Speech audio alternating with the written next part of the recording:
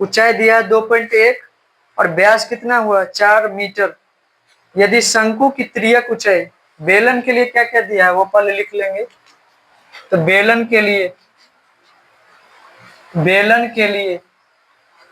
क्या सब दिया है, h दे दिया है ऊंचाई, h कितना है 2.1 मीटर और व्यास मतलब d दिया है 4 मीटर। r क्या हो जाएगा d/2, तो 4/2, तो 2 मीटर इसका हुआ। बेलन के लिए h और r हो गया। अब शंकु के लिए क्या सब दिया है, तो शंकु के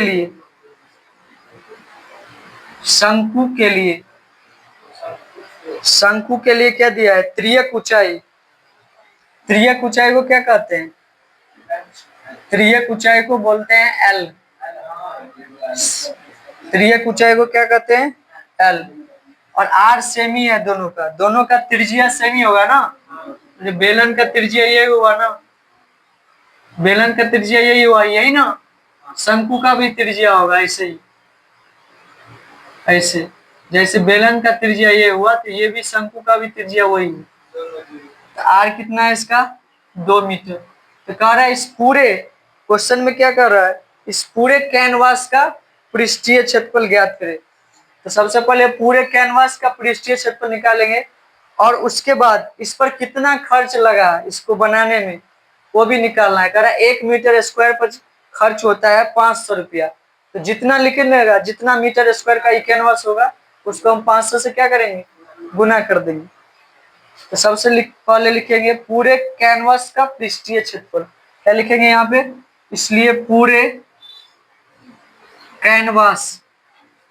कैनवास का पृष्ठीय क्षेत्रफल।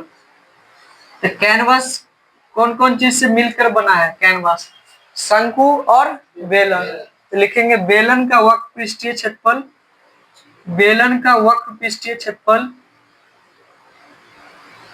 वक्र पृष्ठीय क्षेत्रफल जोड़ शंकु का वक्र पृष्ठीय क्षेत्रफल। तो बेलन का वक्र पृष्ठीय क्षेत्रफल क्या होता है 2πRh। बेलन का क्या होता है 2πRh और शंकु का क्या होता है πRL। यह होता है ना शंकु का वक्र पृष्ठीय क्षेत्रफल πRL। अब ये दोनों में कॉमन क्या है πr, दोनों में कॉमन है ना, इसमें 2 नहीं है तो कॉमन क्या होगा πr into 2h plus L।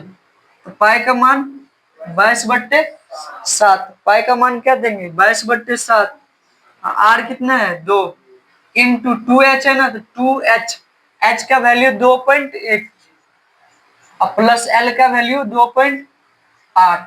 ठीक, 22 दूनी 44, 44/7 और 2.1 को 2 से मल्टीप्लाई करेंगे तो कितना होगा 4.2 और प्लस 2.8, दोनों को जोड़ देंगे तो जोड़ के कितना होता है 7। 44/7 दोनों के जोड़ के क्या हुआ 7, 7 से 7 कट गया। मतलब कैनवास कितने मीटर स्क्वायर का है 44 मीटर स्क्वायर का। पूरे कैनवास का पृष्ठीय क्षेत्रफल कितना निकला 44 मीटर स्क्वायर। अब कर रहा है 1 मीटर स्क्वायर पर लागत कितना है, 1 मीटर स्क्वायर पर लागत कितना है 500 रुपया। लिखेंगे चूंकि 1 मीटर स्क्वायर पर लागत 500 रुपया, कितना रुपया 1 मीटर स्क्वायर पर लागत कितना है 500 रुपया, इसलिए कितना मीटर स्क्वायर निकला है 44 मीटर स्क्वायर।